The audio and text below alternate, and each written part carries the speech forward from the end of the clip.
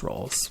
So the guy is full of shit. So this is the point of the story is, why would someone go to all this trouble? Oh, by the way, and he said he would call. I said, he left, I said, so are you serious? You really want me to sell your house for you? He's like, sure, yeah, I do. I really do. Cause I have to tell my other agent that I'm going to hire you instead. And he said, once I tell her, then I'll call you about it, blah, blah. I said, okay, when you're ready, you just call me. He said, okay. And so why would someone go through all of that crazy, crazy story that he made up, apparently? Maybe he did. Maybe I'm missing something. Maybe it's not what I think. I don't know. But, I've been around long enough to know people are probably fucking with you, right? And so he, hold on, there's a message here. Oh, there it is. And so he basically went through this entire story, this entire facade. For what reason? What is the purpose of someone doing that? I don't understand it. I don't get it. I mean, he's perfectly nice, and I was going to use him again and again. I probably still would, but it freaks me out to me. It freaks me out to me that someone would, if he is indeed lying about all this, it would freak me out having someone like that in my house. You know what I mean? It would make me feel very uncomfortable to have someone like that in my home, because if they're lying about all this crap, and what other things are they lying about, and who are they really? And I even looked into his phone number, looked his phone number up, and his phone number comes up with this these businesses about hauling people's stuff off or whatever, like hauling or whatever. And so I don't know. And I haven't gone into great detail because I don't really care that much about if he's lying or not. I just think it's weird. But I don't expect to hear back from this guy at all. I don't expect to hear back from him at all. I think I'll never hear from him again.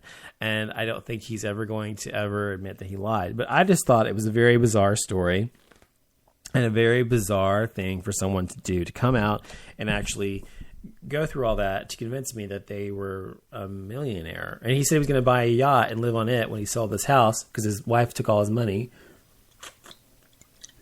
except the house. And he said his kids didn't want the house because they said they knew what he paid in taxes on it and how much it cost to cool and heat it. So anyway, I don't know what the truth is. I just thought it was a weird story. And I thought, why me? Why I always get these fucking weird people coming to my place? But anyway, that was the plumber story. So, beyond that, I was going to talk about a couple more things. Quickly, I want to mention that on Coven, if you're somebody who watches Coven, which is American Horror Story, Coven this season, which is about witches, a coven of witches, obviously. Jessica Lange said today that she's going to be leaving the show after next season. So I guess that means she's going to be on again for one more year, and then after that, she's leaving the show. But she's a really huge part of the show. She's kind of the constant thread through every single season. The first season, she was the nosy, nutso crazy neighbor, whatever, who wanted to have a baby really bad. And the second season, she was the nun who oversaw the people in the mental institution run. And then this season, she's like the supreme witch. She's like the biggest, baddest witch of them all, basically. And so I don't know what she'll be. I don't know if they're doing zombies next season or what they're doing next season, or vampires or something. But anyway, so it's sad because I really love her, and she kind of makes the show. She always has these great one-liners, and I really miss her on the show. It'd be fabulous that if she stays. But anyway, I guess a lot of times the big-time movie actors and actresses sometimes feel like they're slumming it when they're doing TV, and she's always been a movie actress, and so I maybe that's part of what it is. But I think it's great. But anyway, so something I was going to talk about was I was noticing that I've noticed this about myself in the past, and I was curious if other people felt the same way about sex. But for me, the more sex I have, the more sex that I want. So, whenever, like when I was single and I would have sex, after like a few weeks or a month or whatever, and I'd have sex with somebody or whatever, I would want sex more, like instantly, like, oh my God, I want more. So I started to crave sex more the more that I had it. And so I don't know if anybody else is like that, if it's just me. So does that make me a sex addict if I like crave sex after I've had sex? I don't know if it makes me an addict or not. But I wonder if there's something to that, because people, like, if you think about something else, like if you have alcohol and then you want more alcohol when you've had alcohol, then doesn't that make you kind of an alcoholic? Because you want more and more and more. You can't get sated from it or whatever. So maybe I'm like a nymphomaniac or something. I don't know. But like, I know I'm not, but I'm just saying maybe I'm like really a very sexual person. So I don't know if everybody else was like that or was it just me. But sex is like something people, I was thinking about sex today, and it's like something people are so uptight about. And I've always been very open about sex and sexuality in general. And I don't know why, because my family was not open about sex. It wasn't like it was like naughty necessarily. It just was not something that they talked about at all. My mom never talked about sex to me, or, my family did, or anything else. Not really. I mean, so it was never really something we talked about. And so, I grew up though very sexually open and very liberated sexually and very uninhibited, and I still am. And so, but I'm always surrounded by people who are very sexually repressed or sexually tame or sexually inhibited or something like that. And I've dated a lot of men like that, and I've dated a lot of men who weren't. I've dated men who were like me and who were very much the opposite, I mean. So I don't know. I think it's weird because I feel very free about it, but I think society in general is very, very judgmental about sex in general, and Americans look at sex as a dirty thing, and it's supposed to be hidden behind closed doors or whatever. And I'm not saying people should be out in public fucking in front of like the general public or whatever. Of course not. But I'm saying, why is it like so taboo to see a woman's breasts in a movie or a man's flaccid penis in a movie? What's the big deal about those things? And it seems like those things are changing in terms of the film industry to some degree, because it's becoming more and more typical and rote to see those things, right? But when it comes to the general public, it's like sex is just something that's not supposed to talk about. So I don't know. I'm just like, when I have sex, I always want more of it, whatever. Maybe it's just I'm a sexual being. I don't know. But I've never made any apologies for that. That's who I am. That's what I am. That's what I've always been like. And yet I've almost I'd say probably the serious relationships that I've had, the very serious ones, I've always had a very, I'd say, sexual disparity. For a lot of them anyway, has been a sexual disparity, meaning where I'm very sexual, they're not sexual, or they're very sexual, and I'm always sexual, so that was never an issue. But you know what I mean? So I've had a lot of really intimate relationships that were very long-term like that, but I've also had the ones where they weren't. So I don't know. I think it's an interesting thing. And, is it a deal breaker? I think it can be. Absolutely. And I think that people need to be on the same page sexually as well as mentally and intellectually and, sense of humor and all those sorts of things to really have a relationship that works long term. I think you can't really be in a relationship where any particular aspect of that relationship is only, kind of okay. So that's just what I think. The last thing I was going to talk about was, there are people, look, I'm not somebody who's afraid to toot his own horn. As you well know, I talk about myself all the time, about how wonderful a person I am, how great and wonderful and terrific I am and accomplished, whatever, great. And that's because I am, and I know who I am, and I like who I am. So if you don't like me, fuck you. But this is who I am, and I know who I am. And not only through my own eyes, but through the eyes of other people.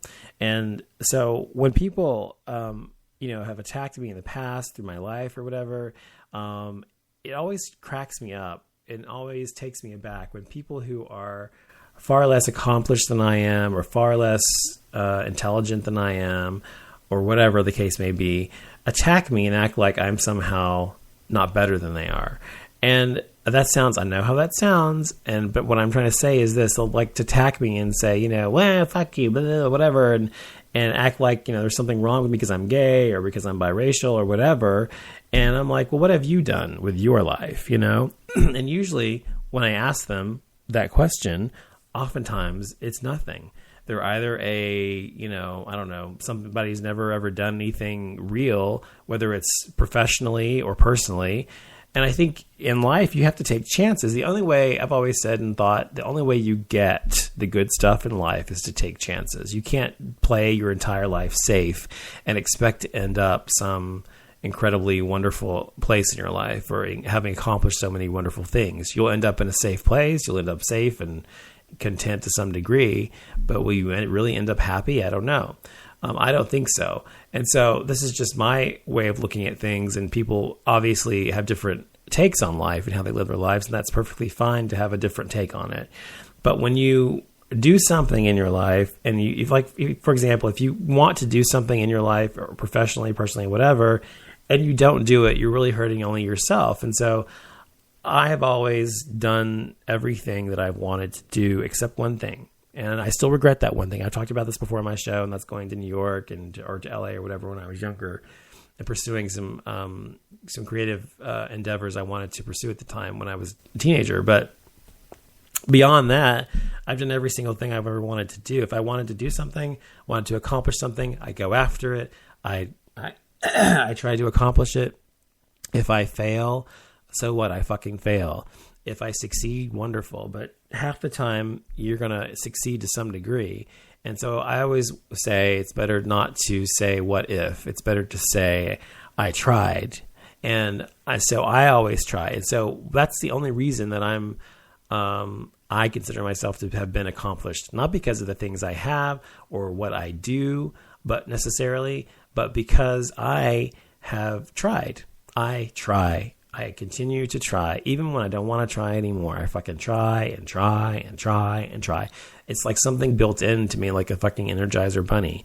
I can't not try. I can't not hope. I can't not continue to move forward and to look over the horizon for something even grander. So because I'm like that, I've accomplished a great deal, I feel. And so everybody's idea of accomplishment is different. Your idea may be having someone to love you and having a loving relationship. Someone else's idea may be material things, like cars and houses and shit like that. Someone else may be to have friends, or someone else may be to be artistic or have a great career, whatever your dream is that you want to accomplish in your life, you have to try to do it.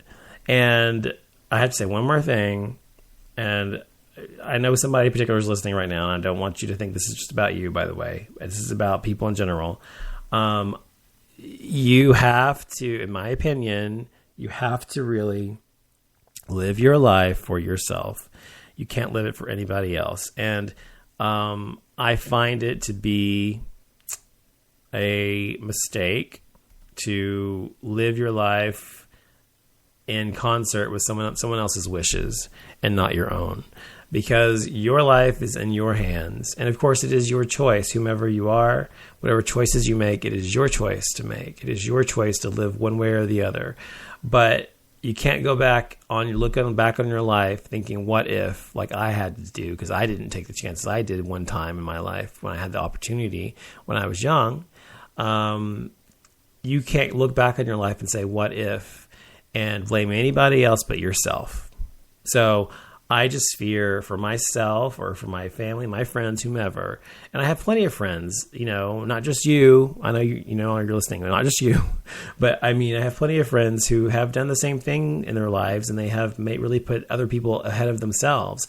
And they almost inevitably end up sad, lonely people, or unhappy at least, because they put someone else's life ahead of their own.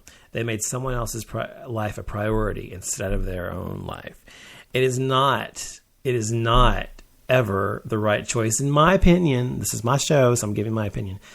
It is never right, in my opinion, to ever put someone else's needs ahead of your own if it means it's to your own detriment. So if you can put someone else's needs above yourself, like for example, if you can loan somebody, $5,000, and you're not going to miss the money, it's not going to hurt you, whatever, then by God, do it. But don't loan somebody $5,000 when you can't fucking pay your mortgage or your car payment or your utility bill, or you buy groceries or something. You know what I mean? And don't put someone else's needs in front of your own if you yourself are not living the life that you want to live already. So if you're living a life that's filled and full and everything else, and you can do that for someone, great. Like I'm doing for my mom, because I love her and I can afford to do it. And I want to do it, and I love her. And we have a good relationship, good enough relationship, that we can live, on the same property and not kill each other. And that's because I want to do it. But did it cause me great hardship to do it? No, it didn't. So that's the difference. So anyway, I just wanted to say that. So that's pretty much all I wanted to say tonight. Not really much I wanted to say besides that. And you need to also look out for the Crew show, which is with me and David from the 5x5 show and Kim Boggle from the Kim Boggle show on